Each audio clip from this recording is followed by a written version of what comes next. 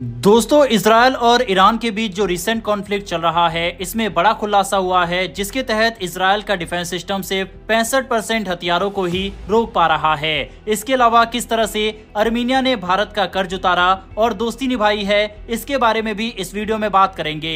वहीं दर्जनों fighter jet को इस समय अमेरिका की तरफ से शिफ्ट किया जा रहा है और भारी मूवमेंट अमेरिकी सेना की देखी जा रही है। इन सभी खबरों के बारे में इस वीडियो में डिटेल में बात करेंगे, इसीलिए वीडियो को अंत तक जरूर देखिएगा। पहले बात करते हैं उस रिपोर्ट की जिसने इजरायल को हिलाकर रख दिया है। बीते 24 घंटों में इजरायल की मिसाइल डिफेंस सिस्टम को लेकर एक चौंकाने वाली खबर सामने आई। NBC न्यूज की रिपोर्ट के मुताबिक ईरान द्वारा दागी गई मिसाइलों में से सिर्फ 65% को ही इजरायली सिस्टम रोक पाया, जबकि एक दिन पहले तक यह आंकड़ा 90% था। न्यूयॉर्क टाइम्स की रिपोर्ट बताती है कि ईरान ने हाल ही में लगभग 400 मिसाइलें दागी। इनमें से लगभग 40 मिसाइलें इजरायली शहरों तक पहुंच गई, यानी कि एक दिन पहले इंटरसेप्शन रेट 90% था, लेकिन बीते 24 घंटे में ये दर गिरकर 65% तक आ गई। इसकी 3 बड़ी वजह है। पहली, मिसाइल इंटरसेप्टर्स की कमी, दूसरा, ईरान की नई और एडवांस मिसाइलें, तीसरा, इलेक्ट्रॉनिक वॉरफेयर का इस्तेमाल।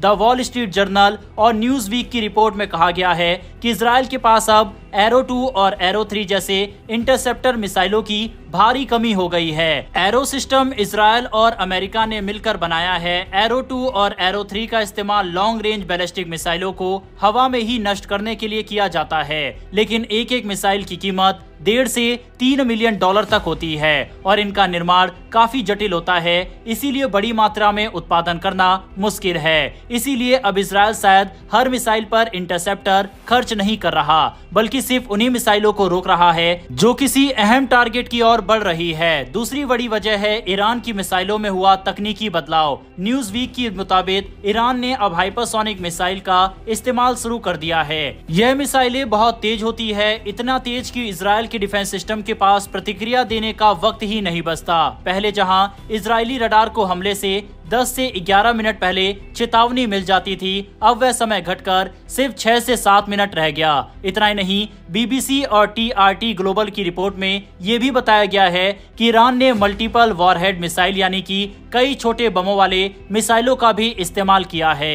एक मिसाइल में करीब 20 छोटे छोटे बम थे जो 7 किलोमीटर की ऊंचाई से अलग अलग जगहों पर गिर गए। इन बमों का वजन करीब 2.5 किलो था और ये 16 किलोमीटर के एरिया में फैले।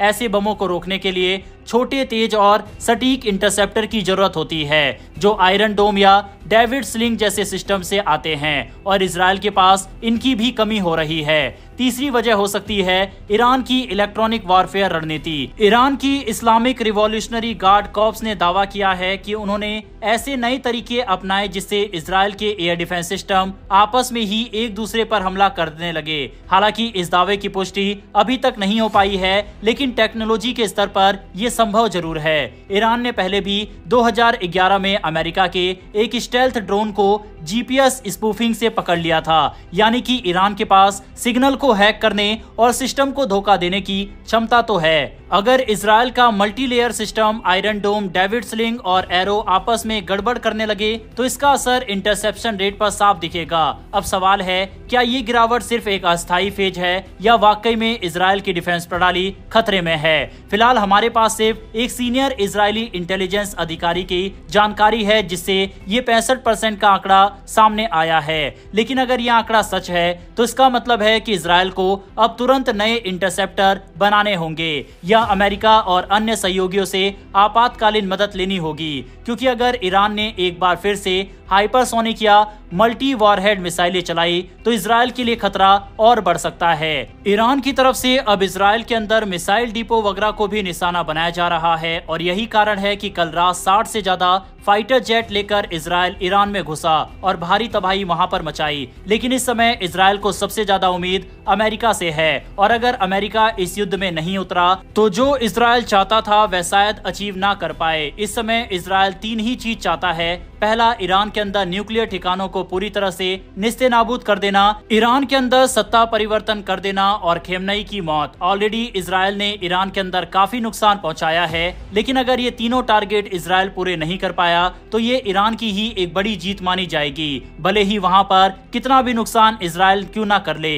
यही कारण है कि इस युद्ध में अमेरिका के साथ की जरूरत है और इस समय जिस तरह की तस्वीर अमेरिका से आ रही है, अमेरिका के अंदर हलचल जरूर देखी जा रही है, मिलिट्री मूवमेंट तेजी से हो रही है, कई स्ट्रेटेजिक लोकेशन पर सेना की डिप्लॉयमेंट वगैरह शुरू कर दी गई है और अमेरिका के राष्ट्रपति का न्यूक्लियर हमले से बचने वाला जहाज को भी अब निकाल लिया गया है, जो दशकों के बाद देखा गया है। दरअसल ये एक हवाई कमांड सेंटर है, इसे अक्सर डूम्सडे प्लेन कहा जाता है। इसका असली नाम है E-4B नाइट वॉच। यह एक अत्यधिक सुरक्षित परमाणु युद्ध में भी काम करने वाला हवाई कमांड सेंटर है। इसे अमेरिकी एयरफोर्स संचालित करती है। इसका डिजाइन बोइंग 747 एयरक्राफ्ट पर आधारित है, लेकिन इसमें बेहद उन्नत संचार प्रणाली, नियंत्रण और युद्ध प्रबंधन की क्षमताएं हैं। इसका निकाला जाना इस तरफ इशारा करता है कि अमेरिका अब युद्ध में उतरने जा रहा है। दूसरी तरफ भारत तेजी से ईरान से अपने स्टूडेंट को बाहर निकालने में कामयाब रहा है और इसमें भारत की मदद अर्मीनिया ने की है। ईरान की राजधानी तेहरान से 110 भारतीय छात्र निकाले गए, जिन्हें ईरान और अर्मीनिया की सीमा के जरिए निकाला गया। वहीं से एक स्पेशल फ्लाइट भारत भेजी गई, जो येरेवान यानी अर्मीनिया की राजधानी से उड़कर गुरुवार तड़के दिल्ली पहुंची। ईरान का एयर स्पेस फिलहाल अनिश्चित काल के लिए बंद है, इसीलिए हवाई निकासी संभव नहीं। इसीलिए अब केवल भूमि सीमा ही विकल्प है, लेकिन यहाँ भी दिक्कत कम नहीं। ये इसलिए इम्पोर्टेंट था क्योंकि ईरान के पड़ोसियों से भारत के रिश्ते अच्छे नहीं हैं। तुर्की अजरबैजान से भारत के संबंध कैसे हैं, ये हम सब जानते ही हैं। इसके अलावा इराक एक विकल्प था, लेकिन ये इलाका इस समय ईरान इजराइल टकराव की सीधी लाइन पर है और अधिकांश एयरपोर्ट यहाँ पर भी बंद है। ईरान और अर्मीनिया की सीमा सिर्फ 44 किलोमीटर लंबी है, लेकिन तेहरान से वहां तक एक बड़ा हाईवे नेटवर्क मौजूद है, जो इसे निकासी के लिए सबसे सुरक्षित और व्यवहारिक रास्ता बनाता है। भारत और अर्मीनिया के रिश्ते पिछले कुछ सालों में काफी मजबूत हुए हैं, जिसका फायदा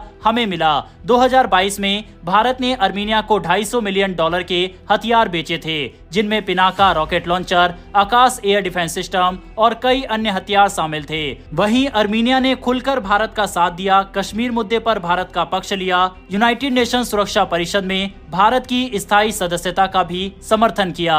भारत के लिए अर्मीनिया सिर्फ एक दोस्त नहीं, बल्कि एक बड़ा रणनीतिक साझेदार भी है, क्योंकि वो international north south transport corridor यानी INSTC का एक अहम हिस्सा है, जिससे भारत ईरान होते हुए यूरोप तक सीधा जुड़ सकता है। और यही कारण है कि अर्मीनिया ने भारत की खुलकर इस मुद्दे पर मदद की। हालांकि एक तरफ भारतीय स्टूडेंट्स को ईरान के अंदर से भारत सरकार ने किसी तरह से बाहर निकाला, लेकिन यही छात्र भारत सरकार का विरोध करते हुए नजर आए। इन्होंने आते ही ये कहा कि भारत के द्वारा इन्हें अच्छी फैसिलिटी प्रोवाइड नहीं की गई। इन्होंने कहा कि हमें टूटी बस में बैठा दिया गया और भी कई बातें इन स्टूडेंट्स के द्वारा कही गई, जो कि दिखाता है कि ये कितने अनग्रेटफुल हैं कि आपातकालीन स्थिति में भारत सरकार के द्वारा इन्हें निकाला गया और ये इस तरह की बातें कर रहे हैं। बहरहाल दोस्तों, इस पर आपकी क्या राय है, कमेंट बॉक्स में लिखकर बताइएगा। फिलहाल दोस्तों, इस वीडियो में इतना ही। अगर आपको ये इन्फॉर्मेशन और वीडियो पसंद आई हो तो वीडियो को लाइक करके हमारी आने वाली डेली ऐसी वीडियो के लिए नीचे दिए गए सब्सक्राइब बटन को प्रेस कर बेल आइकन को दबा लें।